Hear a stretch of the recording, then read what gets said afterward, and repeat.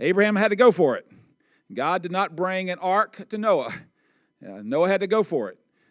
God did not bring the people of Israel, the Israelites, out of Egypt to Moses so he could lead them. He had to go down in there and do something about it. And so in each case, there is this desire to look at something that we can see and go forward. And I'm hoping everyone who comes to this place will graduate from this place and will do something like that. It's going to be different all across the board. And what God leads you to do is probably going to be very different than what God's going to lead the person next to you to do. But we also decided that it would be great if we could kind of put our money where our mouth is, that we as a school could not just try to train and encourage students to go out and do something, but we as a school could be involved as well.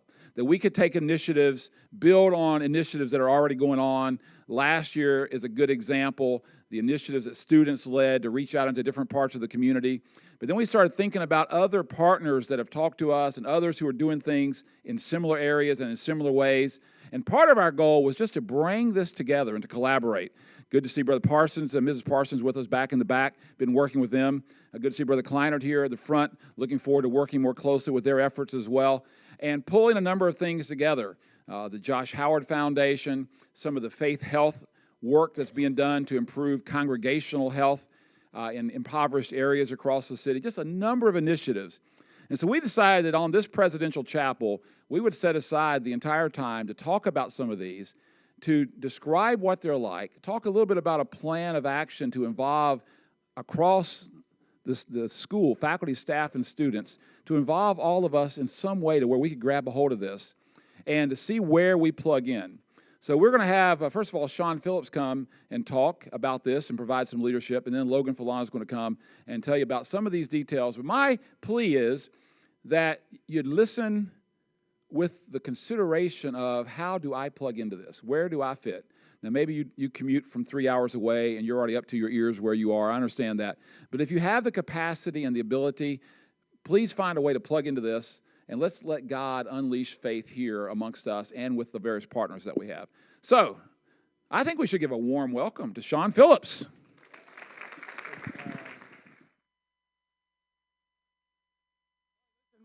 We have a ton of stuff to do in chapel. This is an awesome day to be in chapel today. If you're online, you're going to be also have big opportunities to be involved in these things. So I'm going to give you guys sort of a spiritual challenge. It's going to be like a devotional. It's going to be like a sermonette. And then Logan's going to come up and give you guys some heads up on some of the ministries that are continuing from last year, some new things that are going on. How many of you were involved in one of the student-led initiatives last year? Raise your hand. Real high. Good. A lot of people have their hand right here, so it didn't look like a ton of people, but it was a lot of people. Maybe half the campus was involved in one of those things. So let me just go on. I want to give you guys an idea of how you can. This is a great day for an attack, by the way, because we've got some amazing stuff going on. But we are on the attack. There we go. Okay. All right. So I'm going to teach you a little bit about how to rebel. I know that you guys have probably been hearing most of your life that you're not supposed to rebel, that you're supposed to fall in line with the status quo, and that might be true in some circumstances, but I want to show you some ways that you can rebel against the culture of your age, of your upbringing maybe a little bit, and this is going to you cannot get any more practical, hands-on than this chapel. The things that we're going to show you, we're going to talk about doing it, and then you're going to have a chance to sign up to do it in this very chapel, okay? So it doesn't get any more than this. Your secret heart is often what tells who you really are. So it's the parts of you that we don't actually know that show who you truly are. It's been said that a person's testimony is best shown by how they react, not by how they act. Dr. Allred, who was one of my mentors, who was here for a long time, he always used to say, they're never really going to know your testimony until you're on a canoeing trip and the canoe tips over when you didn't expect it to. And that's true, right? Like maybe about 10 years ago, there was a guy that was arrested and put in jail for dropping like 20 F-bombs when his canoe flipped over when he was floating down a river. And they actually arrested him for his language in public. You don't hear about that too often anymore. Okay, so I want to show you a short video just to see what your culture is like.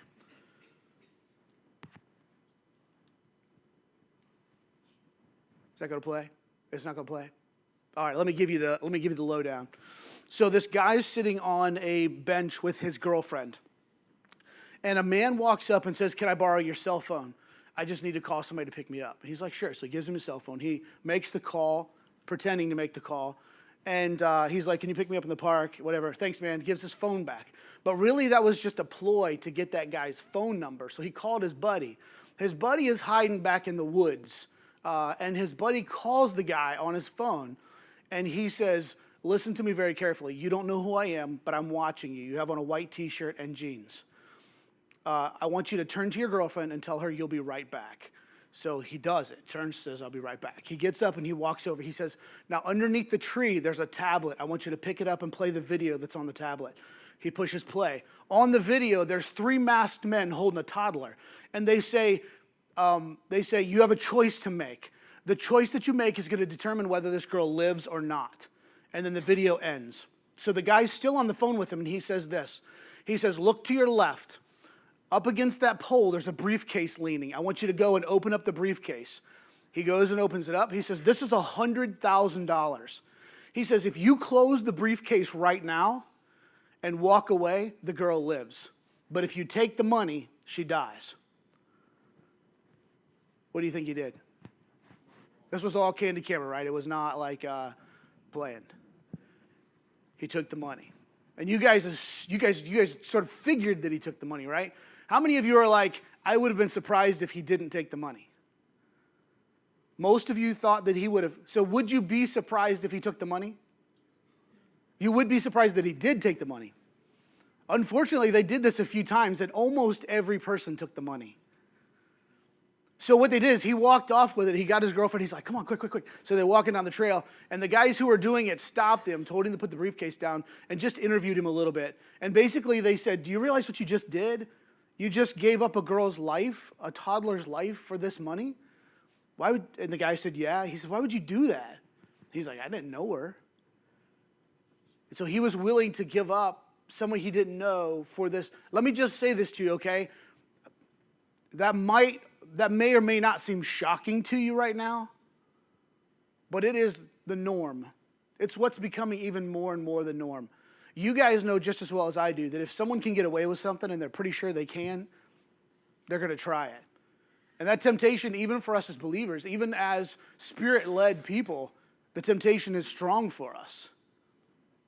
And so let me ask you this question. What do you think the average person would have done? I think I kind of just gave that away to you. The average person would take the money. It seems to be the average. So let's ask a few important questions, especially to culture. Does age matter? Would you say that a 40-year-old might not take it, but a 20-year-old would? Or that a 40-year-old would, but a 60-year-old wouldn't? It depends on the person. Yeah, for sure, the individual person. But do we think in general that age would make a difference? Do we think that race would make a difference? Do we think that a white person would take it, but a Chinese person wouldn't take it? What about gender? You think that a girl would take it, or a guy would take it, but a girl wouldn't take it? What about people who wear skinny jeans, which is kind of a gender on its own? All right, we'll move on. So what do we know? So the girl in the picture, sorry, I'm sure I offended somebody there. I apologize. On both sides of the. So what do we know? The girl's reaction, I didn't really tell you about that, but this was the girl's reaction in the video. The whole time that the guy was telling why he took the money, she was agreeing with him. She was shaking her head. When they said to the man, "Do you realize what you just did?" And he said, "Yeah." She shook her head yes as well. So he must have told her on the way up there. But it's just interesting that she didn't stand up against that either. She kind of just went with the flow. So I want to give you guys some thoughts about being a good rebel. In fact, some of what I have here is from a book called The Good Rebel. This is a great quote from it. "Consider the good rebel. Good rebels act morally in an evil society. They resolutely pursue a virtuous course of action in a society that harasses, oppresses, and severely punishes moral behavior. We're in a society, I don't know yet that in our particular area, especially being in the Bible Belt, there's 500 churches in Winston-Salem or whatever. I don't know yet that we're in a society that harasses, oppresses, and severely punishes, but we're heading in that direction. And we're certainly in a society where the local church, who's called to be the salt and light, is not. And so part of what I'm asking you to rebel against is that typical local church culture of doing nothing, of just watching, of walking on your way to church in nice clothes and you see someone who needs food or shelter and we walk right past them. That's part of what this initiative started last year, and it's definitely part of what we're hoping to move towards. So let me just go through, so I'm going to skip that one because we got just very little bit of time. I'm going to read some passages of Scripture. It's not long pieces, it's little pieces, but hopefully you'll just see how it answers some questions for us. First of all, Jesus challenged authority, but Jesus called them to him and said, you know that the rulers of the Gentiles lord it over them, and their great ones exercise authority over them. It shall not be so among you, but whoever would be great among you must be your servant. Think of that. Think of that, because that's completely opposite. The last slide that I skipped over just showed how many times this culture's economy, don't just think of money when I say economy, it's the way things are done. This culture's economy shows that if you want success, you have to rise to the top. If you want to be a good leader, you have to have multiple followers, and you have to make sure that they're far below you and just scratch your way all the way up. This passage is completely opposite that. God's economy is that if you want to be great, you'll be a great servant. We're called to be great servants. Now that's easy when we talk about I want to serve my spouse, or I want to serve my pastor because my pastor's a good godly person, or I want to serve my youth leader because she's a great godly person. But when we talk about serving people who hate you, or serving people who are completely against whatever it is that you believe, that's different. But let me say this to you, okay? I've seen this in my own life. I've seen this in two of my three neighbors. When you serve people who are not expecting it, it's shocking. They do not get it. And it is a bright, beaming light in a world of darkness. It is a concentrated light in their direction. Okay, Jesus challenged behavior. But woe to you, Pharisees, for you tithe mint and rue and every herb and neglect justice and the love of God. These you ought to have done without neglecting others. Just very briefly, I just want to say this. There are amazingly talented people in this room. Do you know, it would be a sin for you to sit through a Jerry Hellinger class and never tell anyone what you learned. Right? How much of a blessing was it to you? I hear it all the time. Go and tell someone the things that you've learned, the things that you've heard. A younger sibling. Get involved in a church and begin to teach the things that you've learned. Don't let it sit and stagnate. It would be a sin for us to have this much talent and this much creativity and not use those things to share the gospel. If we were not engaged as a student body, it would be a sin. So think about this. Artists, athletes, brainiacs, people of every color, people who are fluent in multiple languages, people who are from affluent neighborhoods, people who are from poverty-stricken backgrounds. We have people who are familiar with the pain of divorce, who understand the struggle of a learning disability. We have people who understand the frustration of no parental help during their homework or any other life struggle. You know how to minister to people who have gone through the things that you've gone through. You need to be engaged in that regularly. Not for credit, not for Christian service, not because your buddy's doing it, but because the gift of God has come upon you and you need to share it with others. We've learned a lot from these experiences, and we need to share what we've learned. Jesus challenged the heart. The good person out of the good treasure of his heart produces good, and the evil person out of the evil treasure produces evil. For out of the abundance of the heart his mouth speaks. In Matthew 23:26, you blind Pharisee, first clean the inside of the cup and the plate, that the outside may also be clean. So here's some of the tension that you might feel. Listen to this passage. For what can be known about God is plain to them, because God has shown it to them. For although they knew God, they did not honor him as God or give thanks to him, but they became futile in their thinking, and their foolish hearts were darkened, because they exchanged the truth about God for a lie. What's the lie? Laziness. What's the lie? I don't have time. What's the lie? They won't listen. What's the lie? What if I mess up? Okay? And worshipped and served the creature rather than the Creator, who is blessed forever. Amen. So the tension that you're feeling right now is the tension between, I know I need to do something, but I'm also scared to do it. I'm also afraid to do it. Proverbs 14:12. We can choose God's way in this particular point. There is a way that seems right to man, but its end is the way to death. I'm going to pause for a second.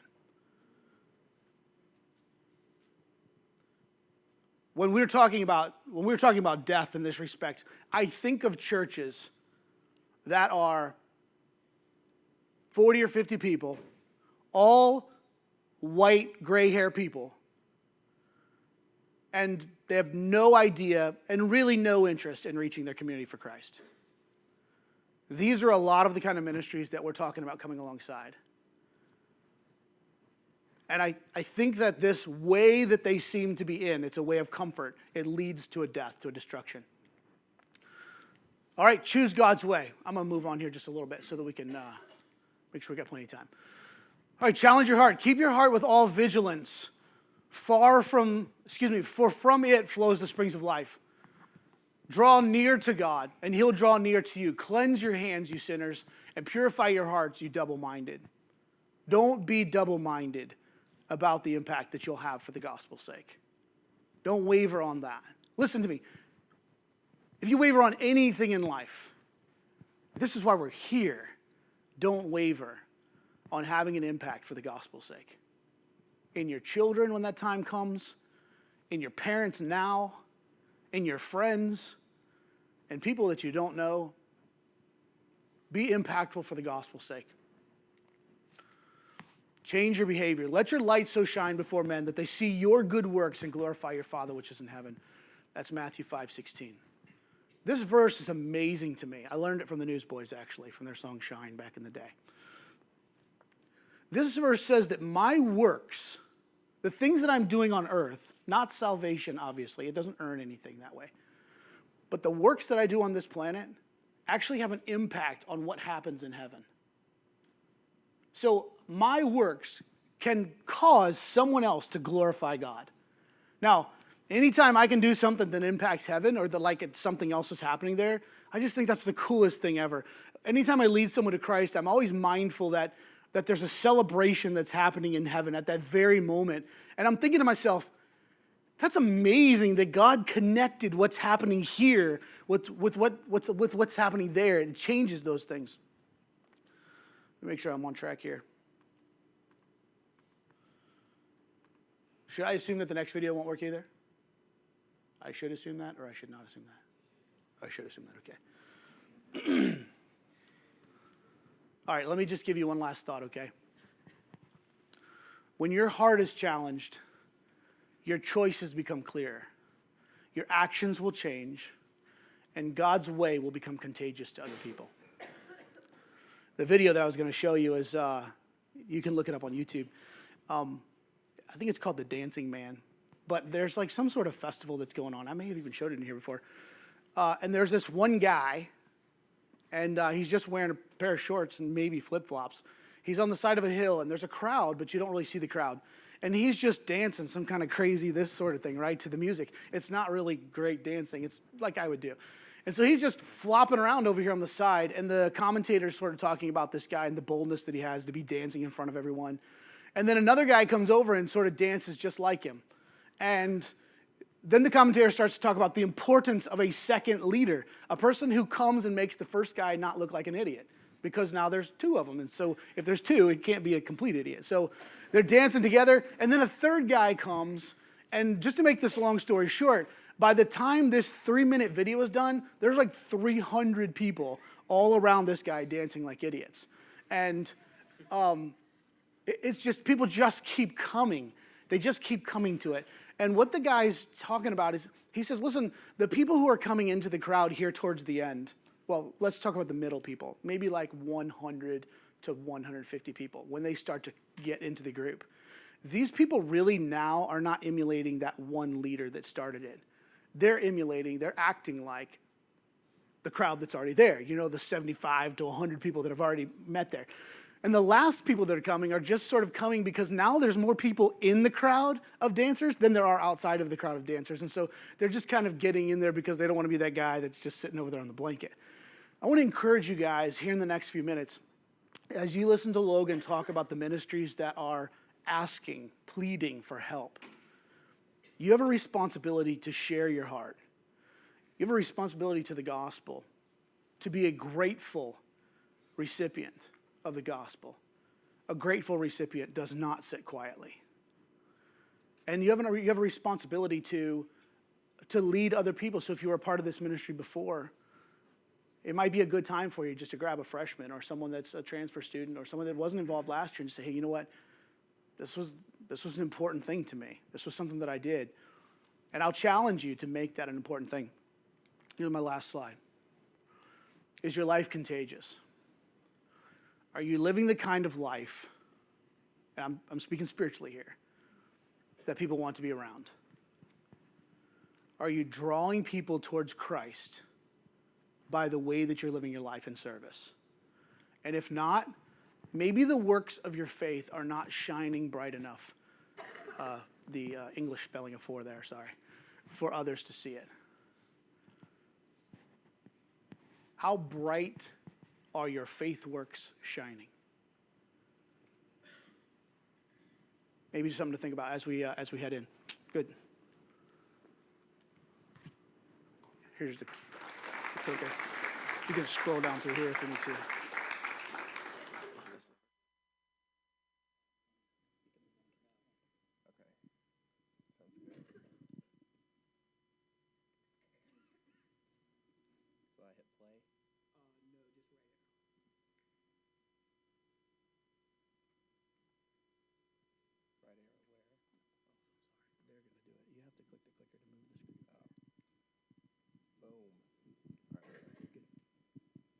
Okay, very good. All right, guys, thanks very much.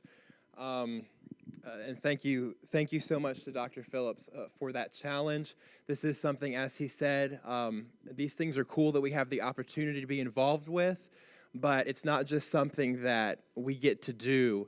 These things are really our duty as responsible Christians who are showing stewardship of the gospel and showing stewardship of what we have been given. There's really nothing more important going on right now than this. So many of you are familiar with kind of the movement that swept campus last year. We started reaching out into different communities. We did a lot of work in Watown. We did work in communities like South Fork and just did a lot of different things in general where we reached more outside of ourselves than we ever had before. All right, so all of this sort of came together over the summer. Dr. Petitt started having some conversations with some people who were of a like mind and were starting to think in the same direction of what are things that we can do to partner together, to come together and enhance the ministry that we undertook last year. So all of this led to what we are now calling the Piedmont Gospel Campaign. All of this has come together to a point and has become organized to a point where this is something we want to call it, and it's very well thought out. So Piedmont does not just represent the school so much as the area, all right? We're going to be working with people all over, not just with the school. You see right here, Pastor Rick Kleinert. We would love to get more involved with some things that Salem has going on.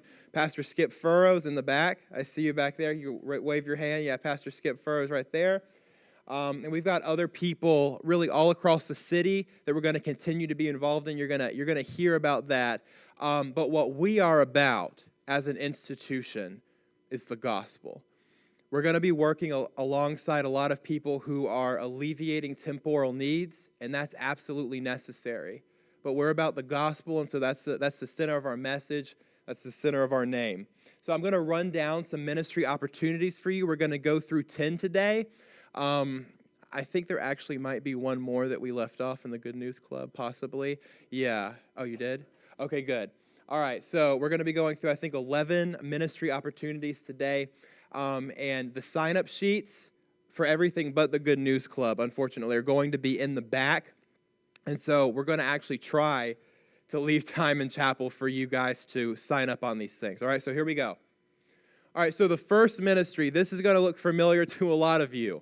This is Watown Baptist Church, and it's the Watown Sunday morning ministry. It's approximately 9 to 12 on Sunday mornings, and it's down at Watown Baptist Church.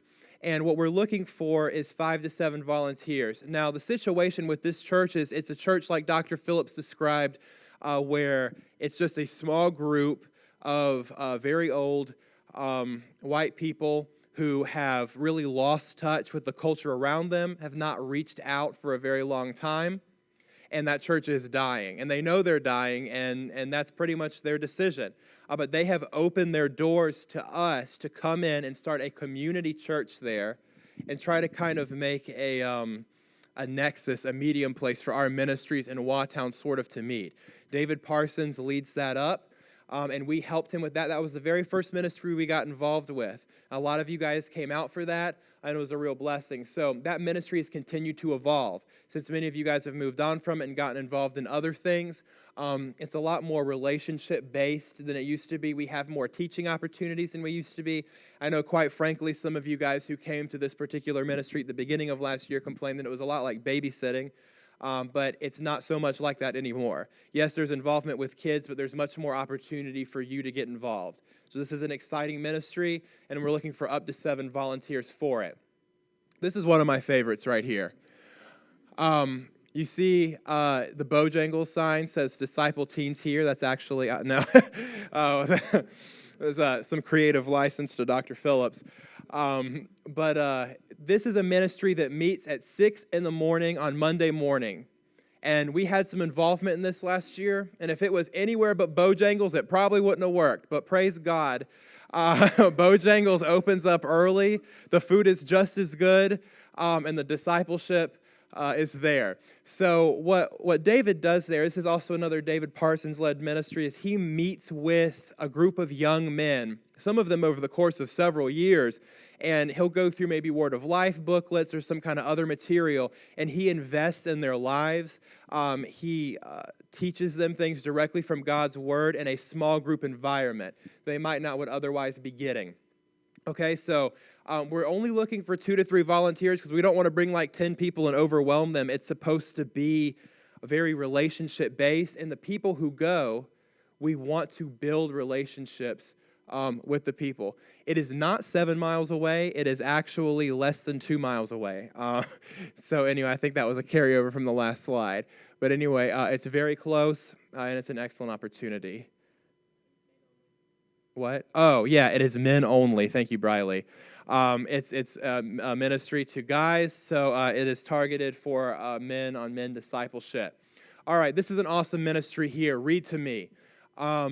I'm not sure if exactly what times it's going to be, and that might depend some on volunteers, or Dave and I haven't talked about this yet.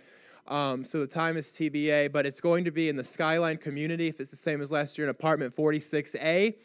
And I talked to Ralph McClure. Where are you? Ralph's in the back. Okay. Ralph McClure led up this ministry, and I think the next one that we're going to be talking about last year, he did an excellent job.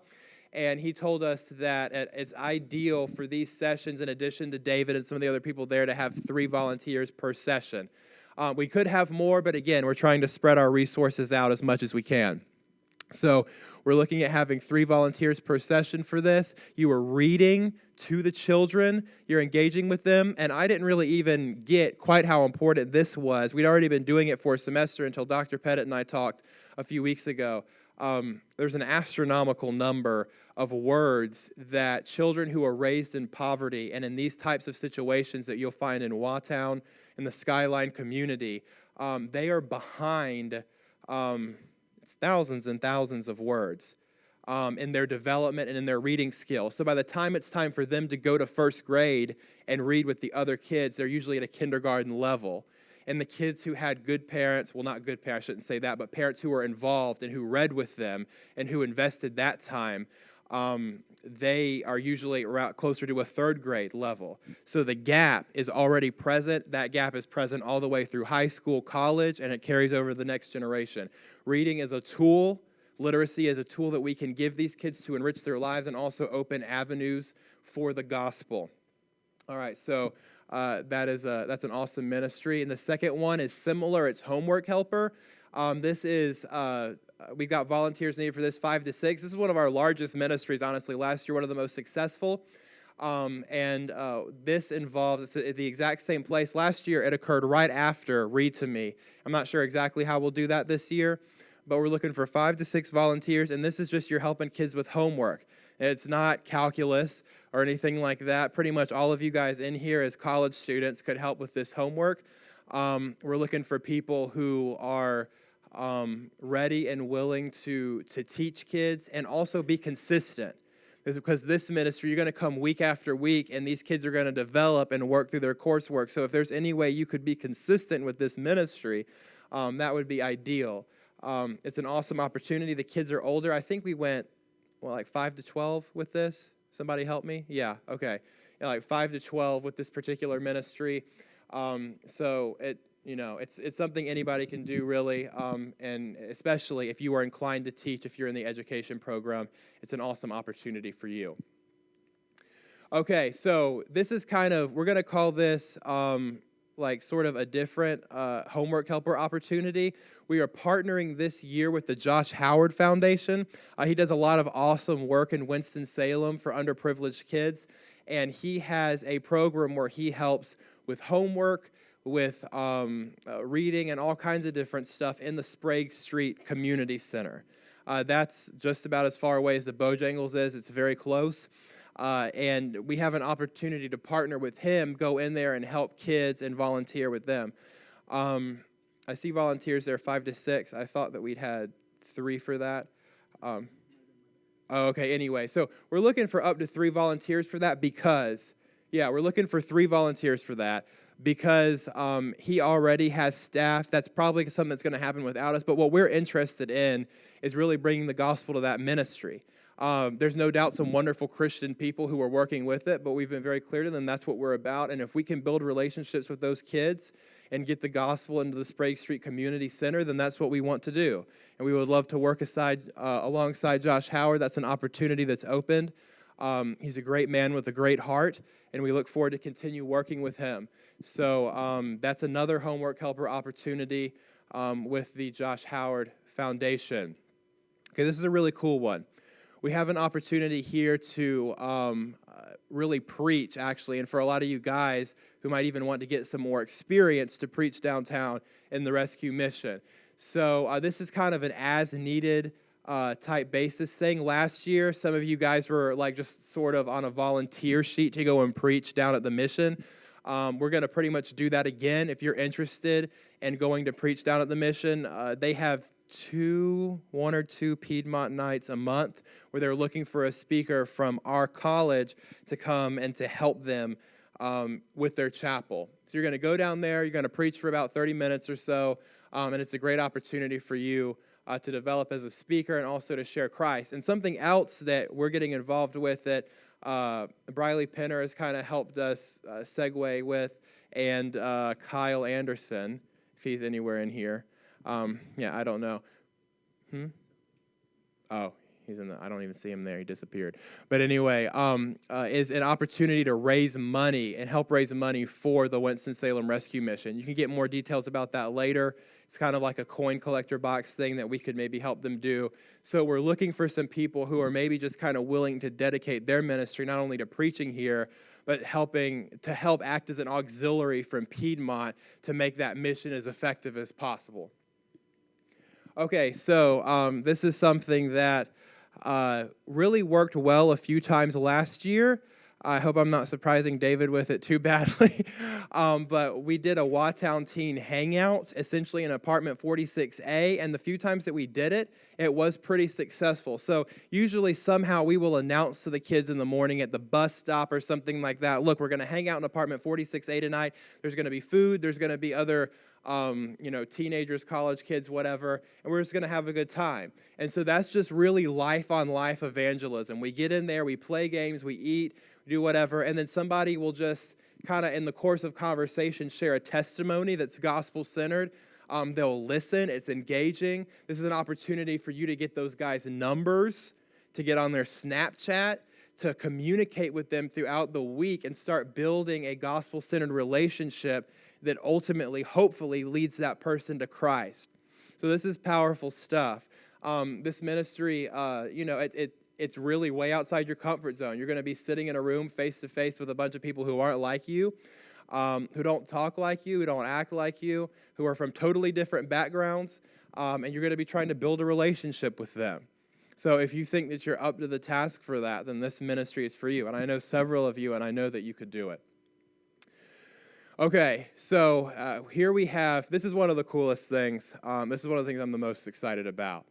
We have a ministry down in South Fork, and there's just not going to be time left in chapel, I don't think, for them to sign up. But anyway, there's a ministry down in South Fork that we have. We're going to be reaching out to a Burmese population that lives down in the South Fork community. All right, so these are the Karenni people. I believe I'm saying that correctly. And Mare Winston, are you in here? Yes, okay. So this ministry, we're going to work a lot with Mare Winston and sort of through the missions fellowship, okay? Cody Grant will be leading that, Mr. Hayes.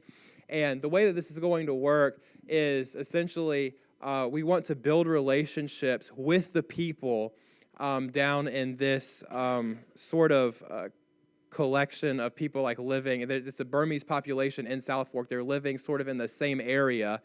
And there's a lot of opportunities for evangelism there. This isn't like the other ministries, though. This isn't something that you can just go in, give them stuff, or go in and be a short presence and then leave. All right? These people can detect that from a mile off. It wouldn't be very authentic to them. You're going to have to go and build relationships with them, maybe for a very long time before you can even get to the gospel. You're going to have to be willing to learn a different culture, possibly a different language, and really embed yourself in that culture. The ultimate purpose of this ministry would be to build a multi-ethnic church in the South Fork community. All right? Now, Mr. Hayes and Cody and Mara are the experts on this. So if you have any questions, please go to them. This is really an incredible opportunity. When we talk about reaching out to the people who are marginalized in Winston-Salem, which is really what our ministry has been about, these are people that a lot of churches just totally ignore. I mean, we literally don't even speak the language sometimes. But if we're going to be authentic and we're really going to reach out, this is the kind of opportunity we need to explore, particularly if you are interested in missions or cross-cultural work. This could be for you. Where'd that clicker? Okay. Anyway, all right. So there's an opportunity at North Point Baptist Church. Raise your hand, Pastor Skip. Okay, it's Pastor Skip for everybody. Look at him. All right, so, and there's Trent and Jesse in here. Of course. Okay, so this is an opportunity to go down to North Point. They are doing something very similar. They're kind of reaching out into the community and to demographics that are not necessarily represented by their church, but they have a passion for bringing the gospel to the people all around them, people who, again, have been maybe marginalized by the church, people who aren't being paid attention to, people who might be ethnically different than them or from different backgrounds. And that's something that their church is really undertaking. I've had the opportunity to talk to Pastor Skip about this a handful of times. What they're doing is awesome.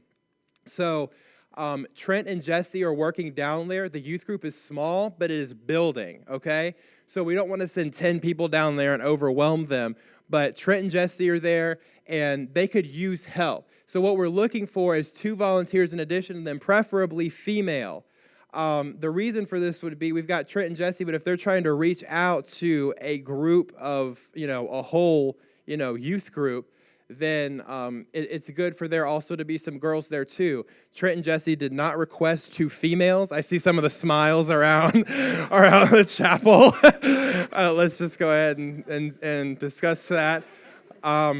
Yeah, this does not come with a husband, girls.